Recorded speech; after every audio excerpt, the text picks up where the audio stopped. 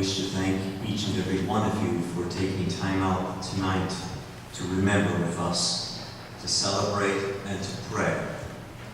It's only fitting that we gather on Thursday when the children's Mass were here at St. Joseph. And I'm grateful for my brother priest to be here, Father Eric Elwitz, our celebrant, a graduate of St. Joseph's, Father Sam Esposito, our regional vicar in Region 3, our Episcopal vicar, Father Jim Garvey, Father Andrew Fisher, and Father Joe Roscoe. I thank them for being here with us. I would ask at this time, if you were a principal at St. Joseph's School at any time, if you would please stand.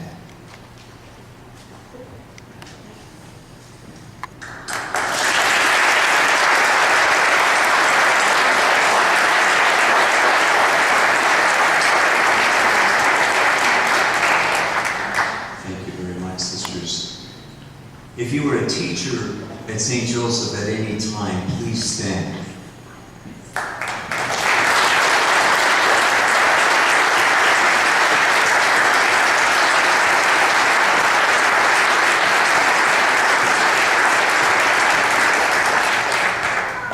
If you were an alumnus or a student of St. Joseph at any time, we'd ask you to please stand.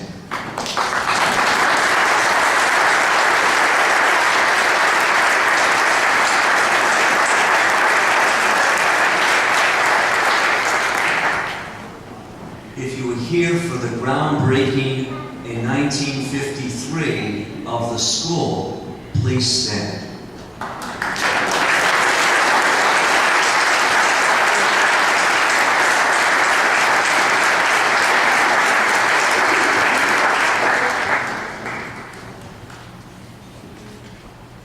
And for all of you left, you'll stand at the proper time. Flashing out on Fifth Avenue all day today to broadcast the message that we celebrate tonight is simply, thank you, God, for 58 years. It has been a blessed, graced time. In the ancient world, there was notion of time, chronos, from which we get chronology, calibrated time, calculated time, measured time, wristwatch, alarm clock. We live in a culture today that is fastened by time, and time seems to control us. And we never seem to have enough. It's always in short supply. But there was also a notion of time which was kairos, divine time, grace time, blessed time, love, forgiveness, celebrating a sacrament, where you felt the divine presence of God invading human time. In 1953, Pope Pius XII was the Pope. The Bishop of Pittsburgh was Cardinal John Dearden. The pastor of St. Joseph was Father Robert Murphy.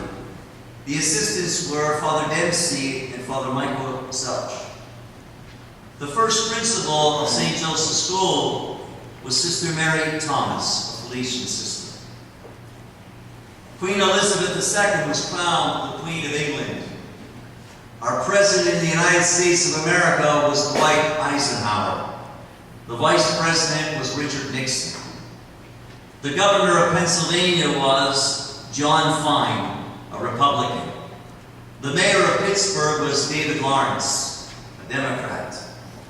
The number of Felician sisters in the United States, Canada, and Brazil was 3,620. The cost of living in 1953 was $9,550 for a new house. The average wage per year was $4,000. The cost of a gallon of gasoline was 20 cents. Do you remember those days? The average cost of a new car was $1,650. The hourly minimum wage was 75 cents. A loaf of bread was 16 cents. A gallon of milk was 94 cents. A dozen eggs was 72 cents. And a first-class stamp was 3 cents. In science and technology, the first successful open-heart surgery was performed in Philadelphia. Dr. Jonas Salk announced the polio vaccine. Dr. Albert Schweitzer was awarded the Nobel Peace Prize. The first TV from RCA appeared and sold for $1,175. The transistor radios from Texas Instruments were first sold. Dow Chemical created Saran Wrap. Kraft introduced Cheez Whiz. The first all-aluminum building, Alcoa Building, was in August of 1953. TV dinners were trademarked.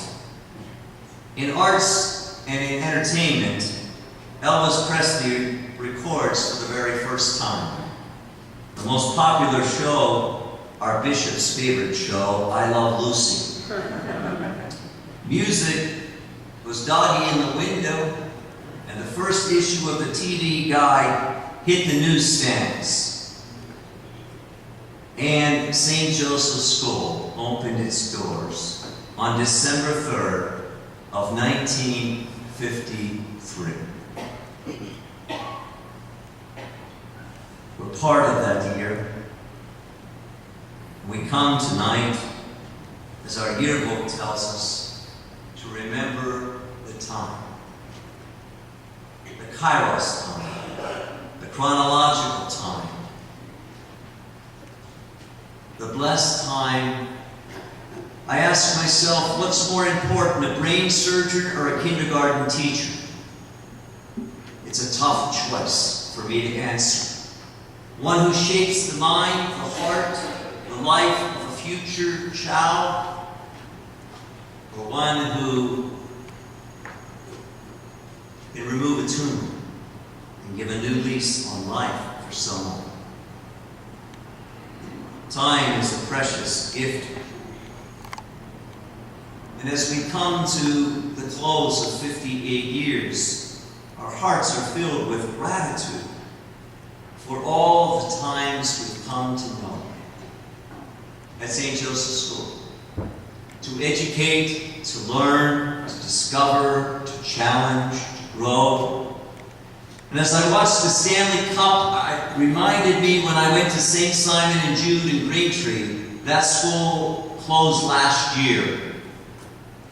And I was watching those players and those interviews and them hoisting the cup last night, and I said, no matter what you do in life, the quality of life is defined, it seems to me, by the ability to work together.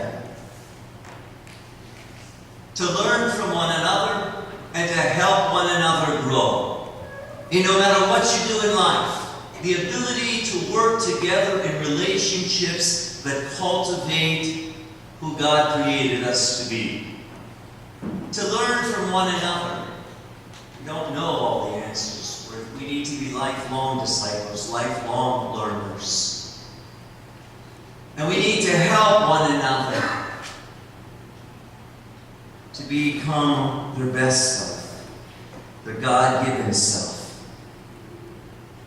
And I think one person who did that remarkably well was a Lutheran minister that we're all familiar with in our own hometown, Mr. Fred Rogers. He had a mesmerizing, melodious voice and an appeal that is unmatched. We even remember him along our riverbanks here in Pittsburgh. But he had a great philosophy that we need to be caught doing good. We need to be a good finder. and not a fault finder. What's right with the world? What's right with the person? What's right with the vocation? What's right with the day? And he says the more that we find good and become good finders, the more we help others to find the good in the world, in our nation, in the church, in our family, in our community, in our brothers and sisters, in our parents, in our teachers, and in ourselves. We know the greatest discovery in life is not in a curriculum or a subject, as great as that is. But it's coming to awareness is not what I do, but what I become, what it is making me. And sometimes we know, as Father Richard Rohr says, the best teachers in life are our mistakes, our failures, our sins. Because we're an imperfect people on a journey. And only God's love is perfect. There's no perfect class. There's no perfect teacher. There's no perfect pastor. Well, we can have some ideals, and we can have some hopes and some dreams, but the reality is we're here on a journey to help one another, to work together, to learn from one another, and to grow with one another. In Paul's letter to the Ephesians, in chapter 3, Paul says, as he begs, I pray that every family on heaven and earth in which you get your name as Christian are a blessing to others. And generations and generation after generation has been formed and shaped and molded like clay and fashioned and refined and fired, so that we may be the family